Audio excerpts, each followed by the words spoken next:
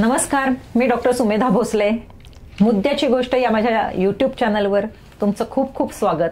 आपली मालिका चालू आहे मी आणि माझं आनंदी जीवन. आनंदी जीवन म्हणजे आनंदी शरीर आणि आनंदी मन.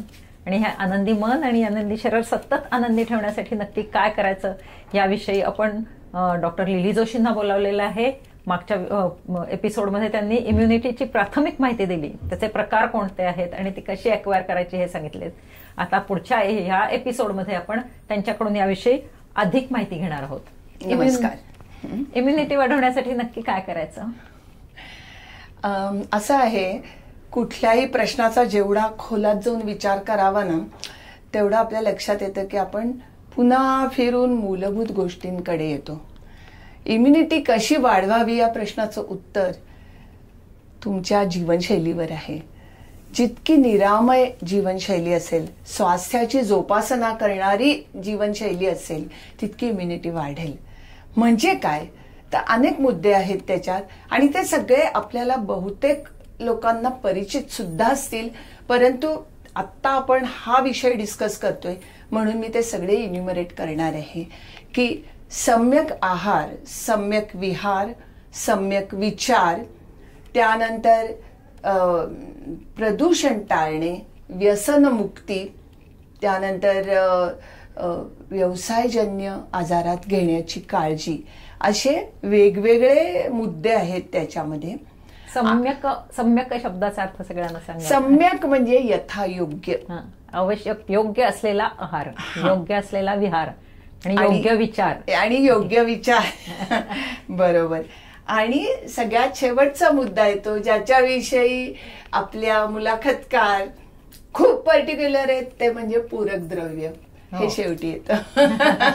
सप्लिमेंट्स. पूरक द्रव्य म्हणजे सप्लिमेंट्स. येस. पूरक आहार बद्दल आपण थोडक्यात बोलूया. सम्यक आहार बद्दल बोलूया.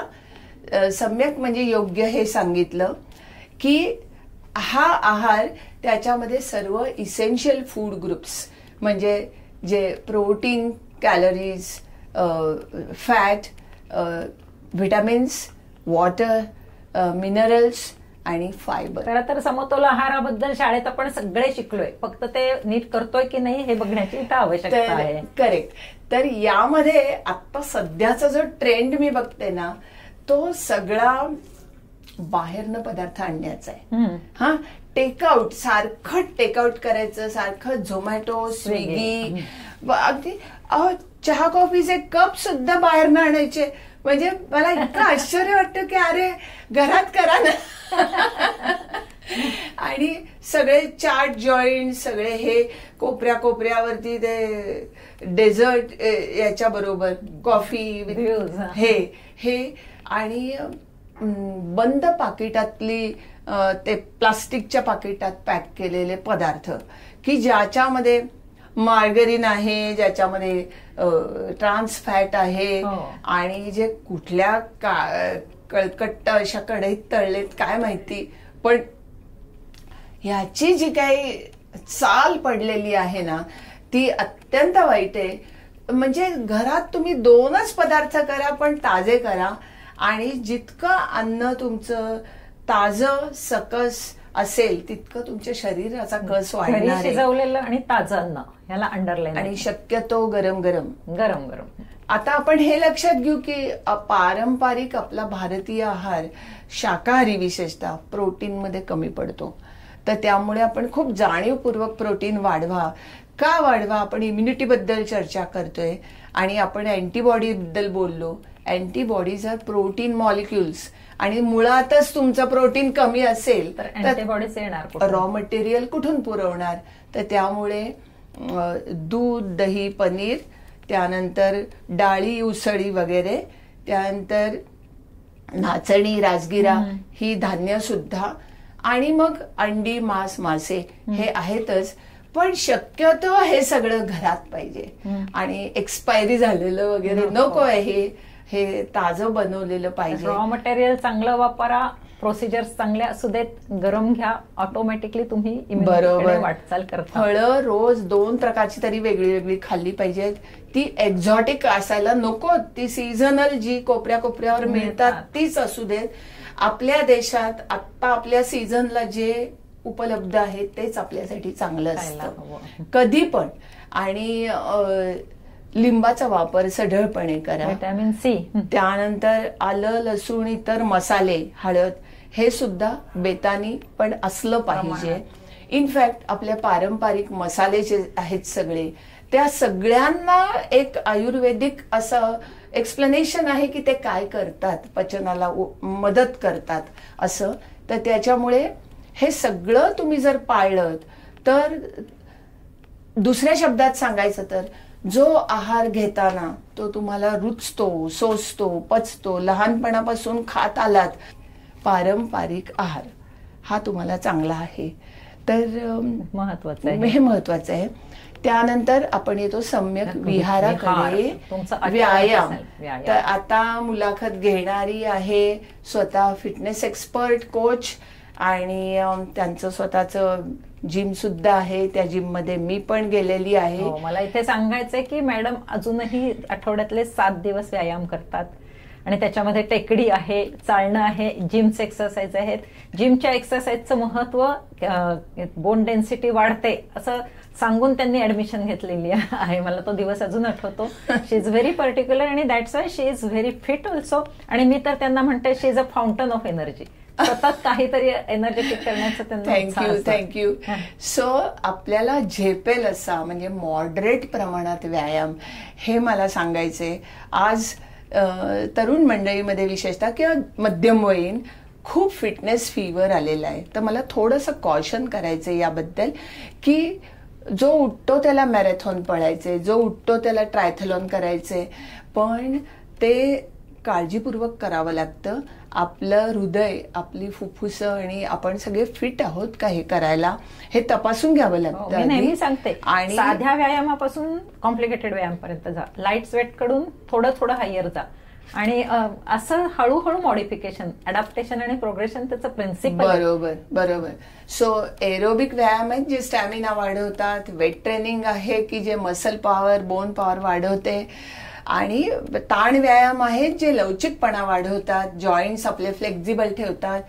कोअर व्यायाम आहेत जे आपले बॅलन्स सुधारतो आणि इक्विलिब्रियम राहतं.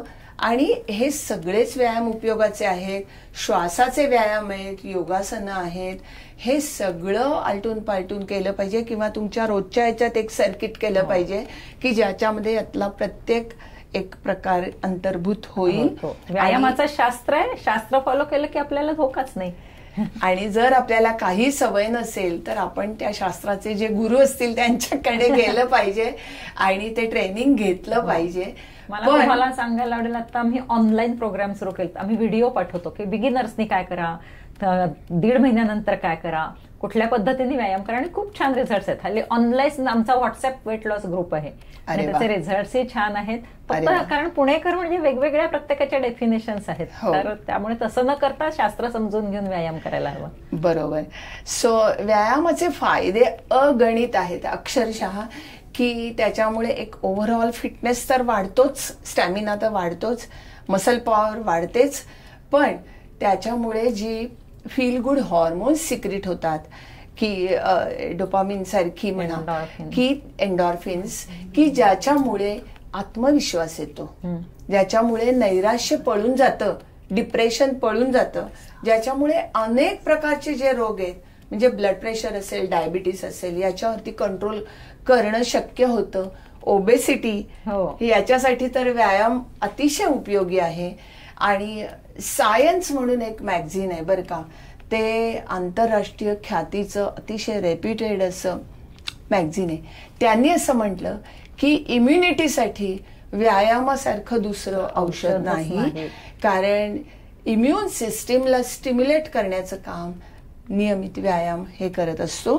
पेशींची झीज होऊ देत नाही आणि इन्फ्लमेटरी म्हणजे दाहाची प्रक्रिया कमी करतं आणि अँटीबॉडी प्रोडक्शन वाढवतं.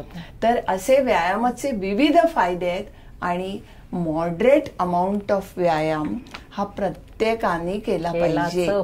आणि याला वयाचं बंधन नाही की ना की हा स्त्रियांनी करायचा, हा पुरुषांनी करायचा, असं काही आहे. सगळ्या वयात व्यायाम व्हायला हवे आणि त्याच्यासाठी मार्गदर्शन घ्यायला हवं.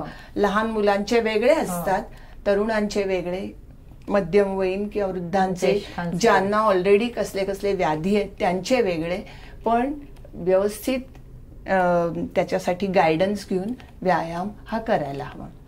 तिसरं आहे सम्यक विचार, की ज्यामध्ये आपण पद्धतशीर शिक्षण घ्यायला हवं की एन्झायटी, नैराश्य, चिंता, काळजी, फिअर्स, ह्या मंत्रचळ याच्यावरती कसा ताबा मिळवायचा, की हे नेहमी लक्षात येतं. असे खूप स्टडीज झालेत बरं का.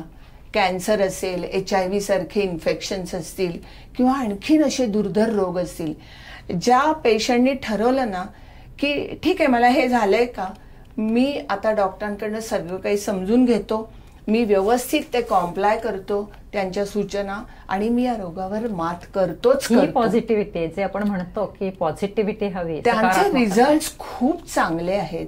आणि जे डायग्नोसिस होता क्षणीच हातपाय गाळून बसतात.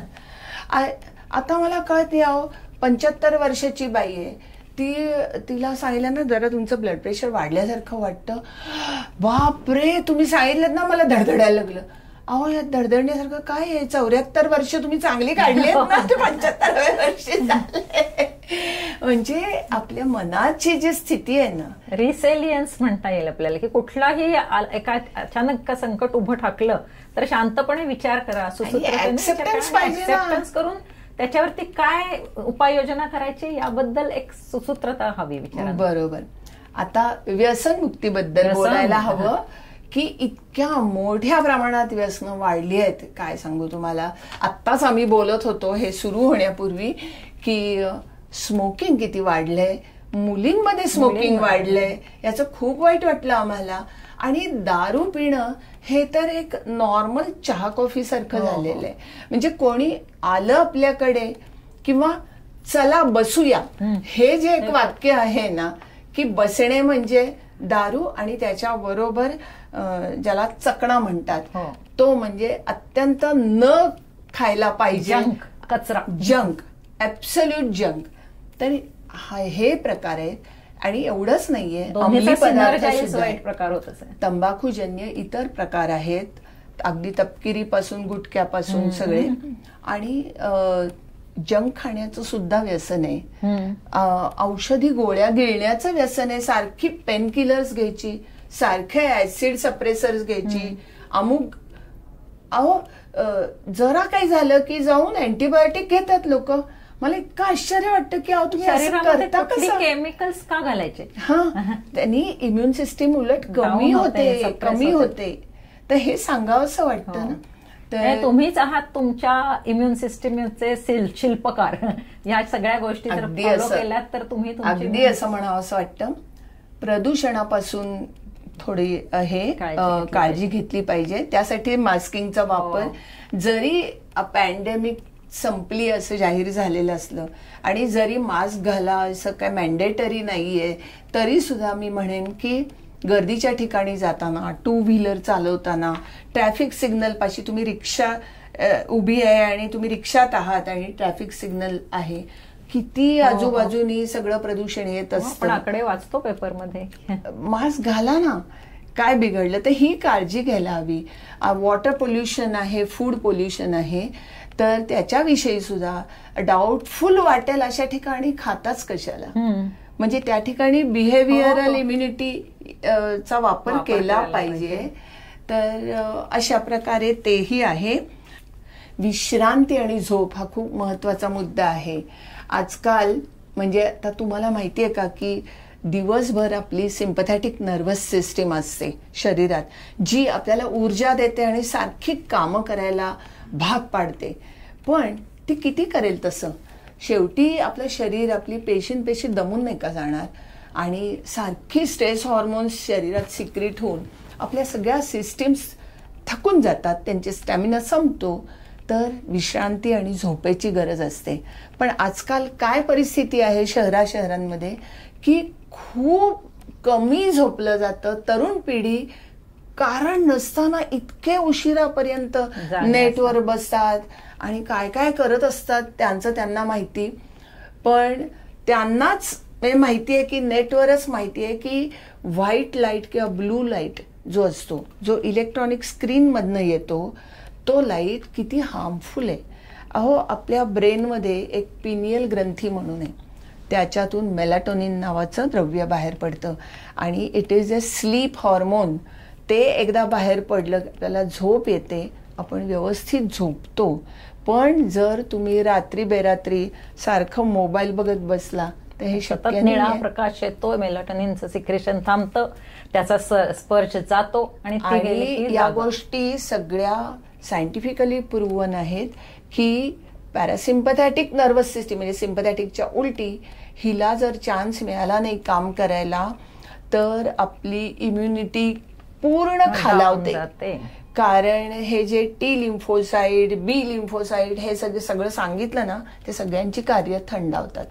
आणि जे लोक खूप जागरण करतात ना त्यांना वारंवार सर्दी होते, हे लक्षात आलेलं आहे. इम्युनिटी कमीच असते त्यांना. येस. सो योग्य विश्रांती आणि झोप हे खूप खूप महत्वाचं आहे इम्युनिटीसाठी. हर्ड इम्युनिटी बद्दल काय सांगते? कारण हे कोरोनाच्या वेळी आम्ही असं ऐकत होतो की आता ऑटोमॅटिकली हर्ड इम्युनिटी तयार होईल. हर्ड इम्युनिटी ही एक अशी गोष्ट आहे की जेव्हा एखादा एपिडेमिक येतो एखाद्या समाजामध्ये, कम्युनिटीमध्ये आणि खूप मोठ्या प्रमाणावर पेशंट निर्माण होतात, तेव्हा त्या पेशंटच्या शरीरात अँटीबॉडीज निर्माण होतात. राईट. एकदा म्हणजे जेव्हा ते पेशंट बरे होतात आणि त्यांच्या शरीरात अँटीबॉडीज असतात आणि मग ते रोगप्रसार करत नाहीत, तर असं जेव्हा होतं तेव्हा त्याचं संरक्षण ज्यांच्या शरीरात अद्यापी अँटीबॉडीज निर्माण झालेल्या नाही आहेत त्यांना सुद्धा मिळतं. तर हो, तर त्याला हर्ड इम्युनिटी असं म्हणतात. आता जर तुम्ही इतिहासाचे धडे बघितले तर एव्हरी फ्यू इयर्स एपिडेमिक्स येतात. आता मध्ये का थांबतात त्या? आता साधं आपण गोवराचं उदाहरण घेऊ, मिझल्स. तर मिझल्स अत्यंत वाईट स्वरूपात असा एक वर्ष येतो, पटापट आजारी पडतात मुलं. दुसऱ्या वर्षी पण येतं पण तीव्रता कमी असते. तिसऱ्या वर्षी येत नाही, 3-4 वर्ष येत नाही मध्ये. मधल्या काळात हर्ड इम्युनिटी झाली मुलांच्या मध्ये आणि नंतर व्हायरस पण हुशार असतो, बॅक्टेरिया पण, ते स्वतःमध्ये म्युटेशन घडवून आणतात, स्वतः बदलतात. अहो, सर्व्हायव्हल ऑफ द फिटेस्ट डार्विनचा सिद्धांत आहे की नाही. तर इथे व्हायरस आणि ह्युमन यांच्यामध्ये लढाई आहे की कोण कुणावरती कुरघोडी करतो, एकदा ह्युमन करतो. करेक्ट. आणि म्हणून स्वाईन फ्लू गेला, कोविड गेला, झिका गेला, आणखीन कुठले कुठले गेले, बर्ड फ्लू गेला. पण त्यांचे भाऊबंद काही वर्षात येणार आहेत आणि वेगळं व्हेरिएशन घेऊन येणार आहेत. आता प्लेग झाला, देवी झाले, पोलिओ झाले, इन्फ्लुएन्झा झाला. हे संबंध इतिहास बघितला तर लक्षात येतं की पुन्हा पुन्हा वारंवार ते येत गेले. पण मधल्या काळात पुष्कळसे पेशंट बरे पण झाले, हे हर्ड इम्युनिटीमुळे झालं. आणि मग वॅक्सिनेशनचा काय रोल आहे? Vaccine is kind of powerful immunity, मानव निर्मित पॉवर, मॅन मेड इम्युनिटी ही आहे. आणि याच्यामध्ये वेगवेगळ्या प्रकारे वॅक्सिन्स तयार होतात. तो जो बॅक्टेरिया किंवा व्हायरस असतो, इधर त्याचा जो काही फॉर्म आहे, जी काही कल्चर्स आहेत ती शक्तिहीन केली जातात आणि त्याचं लसीत रूपांतर होतं. और त्याच्यापासून जे प्रोटीन मॉलिक्युल्स काढले जातात आणि उदाहरणार्थ टिटॅनस टॉक्साइड असतं, त्याची टॉक्सिन्स ती वेगळी काढून त्याचं व्हॅक्सिनमध्ये रूपांतर होतं. आणि मग ते व्हॅक्सिन टोचलं की ह्या सगळ्याचं जनक कोण आहे हे तुम्हाला जाता आता सांगते. एडवर्ड जेन्नर, स्मॉलपॉक्सचं व्हॅक्सिन ज्यांनी तयार केलं, तो थोर संशोधक. शरीराला प्रवृत्त करतात की अशा याच्या विरुद्ध अँटीबॉडीज तयार करा आणि खूप थोर कार्य केले त्यांनी. त्यामुळे हल्ली सगळेजण, मला इतकं छान वाटतं, लहानपणी बाळांना द्यायच्या वॅक्सिनेशनचा चार्ट अगदी घराघरामध्ये आहे आणि उत्तम पद्धतीने आपण त्यांना ही इम्युनिटी देतो. या ठिकाणी मी ऍडल्ट व्हॅक्सिनेशन बद्दल सुद्धा सांगते. जनरली लोकांना वाटतं की आपण ऍडल्ट झालो म्हणजे आता काय आपल्याला व्हॅक्सिन घेण्याची गरज नाही. जो गैरसमज आता कोविड पॅन्डेमिक मध्ये हाणून पडला आणि सगळ्यांनी घेतली व्हॅक्सिन्स आणि बुस्टर्स पण घेतले, पण इतर सुद्धा वॅक्सिन्स आहेत की जी ऍडल्ट्सनी सुद्धा घेतली पाहिजेत.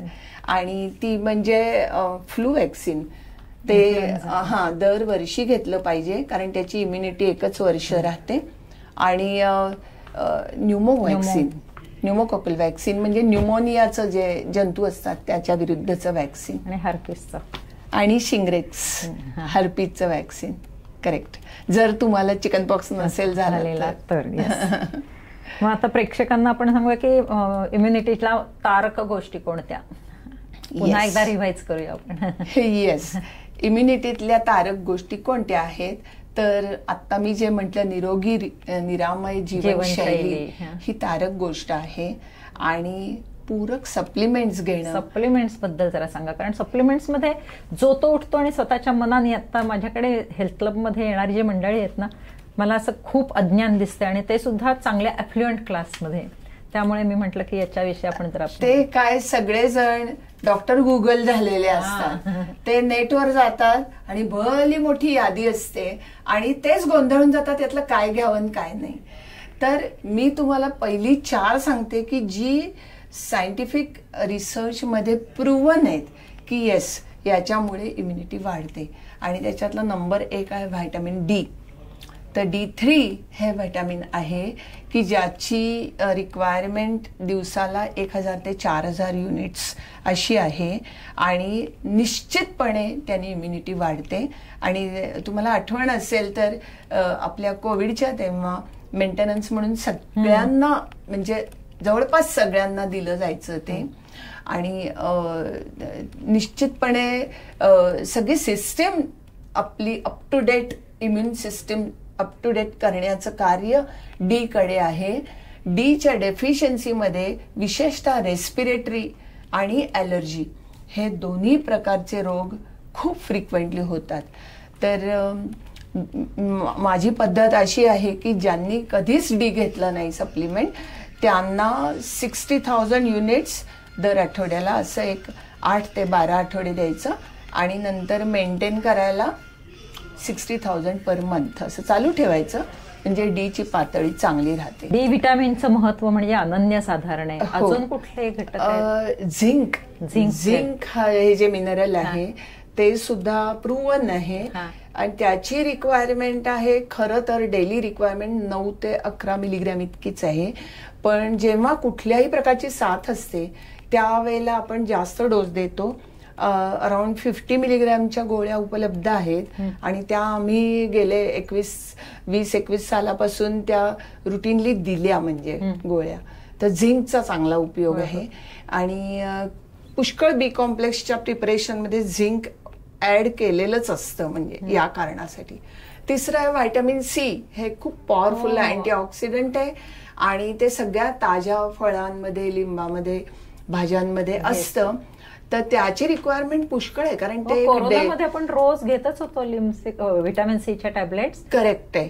तर ते रेग्युलर बेसिसवरती घ्यायला पाहिजे आपण की सर्व जे घातक फ्री रॅडिकल्स म्हणतात ना, विषारी पदार्थ, ते अँटीऑक्सिडंट, ते ऑक्सिडेशन घडवून आणतात आणि म्हणून हे अँटीऑक्सिडंट म्हणून उपयोगी पडतं.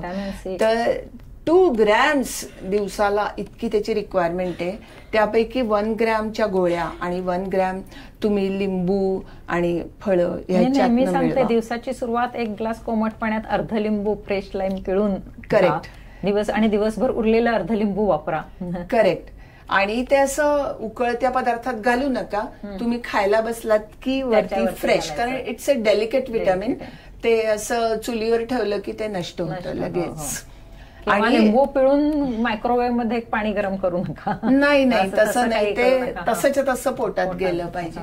आणि चौथा प्रूव्हन हे तारक गोष्ट म्हणजे आतड्यातले मित्रजंतू, म्हणजे ज्याला आपण प्रोबायोटिक्स म्हणतो, उपकारक बॅक्टेरिया, हे आतड्यात राहतात, आतड्याला लाईन करतात, तिथे बी कॉम्प्लेक्स बनवतात आणि ते रोगजंतूंना आत शिरकाव करून देत नाहीत. तर इतकं त्याचं महत्व आहे. आणि याचा नॅचरल स्रोत आहे ताजं अधमोरं दही किंवा ताक. हे जर आपण रोजच्या आहारात ठेवलं तर आपण एक प्रकारे तारक गोष्ट ही करत असतो. जेवणानंतर आपण म्हणतो ना भोजनानंतर भोजनांते पिबेत तक्रम हेच म्हणतो आपण. तर हे प्रूव्हन आहे. आणि इतर जी अनप्रूव्हन पण निश्चितपणे त्याला न्यूट्रिशनल बेनिफिट आहेच, पण अशी द्रव्य अनेक आहेत. थोडेशीच मी सांगते की आलं, लसूण, हळद, बडीशेप असे मसाल्याचे पदार्थ असतील, किंवा आवळा चूर्ण, च्यवनप्राश हे असेल, किंवा ब्रोकोली, शेवगा, मशरूम अशासारख्या भाज्या असतील, ग्रीन टी असेल किंवा इव्हन ब्लॅक टी असेल, की या सगळ्यांमध्ये विविध प्रकारचे चांगले गुणधर्म आहेत की जे आपल्याला उपयोगी आहेत. पण मी निश्चित का म्हणत नाही की याचा अन्योन्य संबंध ज्याला म्हणतात की हे घेतलं की इम्युनिटी वाढली, असं प्रूव्ह नाही झालं. याच्या बाबतीत अजून अभ्यास आणि संशोधन करण्याची गरज आहे. तर या सगळ्या तारक गोष्टी आहेत, पूरक अन्न आहे हे सगळं. आता या इम्युनिटी विषयातलं आणखीन काही सांगायचं राहिलंय? एक सांगते की कोमॉर्बिडिटी बद्दल. कोमॉर्बिडिटी म्हणजे काय? अशा लोकांची इम्युनिटी कमी असते. आता हा शब्द सुद्धा आपण पॅन्डेमिक मध्ये खूप ऐकला. ज्यांना ऑलरेडी एक्झिस्टिंग अशा अनेक व्याधी आहेत त्यांची इम्युनिटी खराब असते. तर असं एक यादी फक्त सांगते कोण कोण आहेत ही लोक आणि त्यांनी एक्स्ट्रा काळजी घ्यायला लागते. तर ती म्हणजे high blood pressure, diabetes, heart disease, liver, kidney, thyroid याचे म्हणजे ऍडव्हान्स डिसीज, किंवा कॅन्सर, HIV, त्यानंतर transplanted patients who have to take steroids for long time, अशी मोठी यादी आहे ती.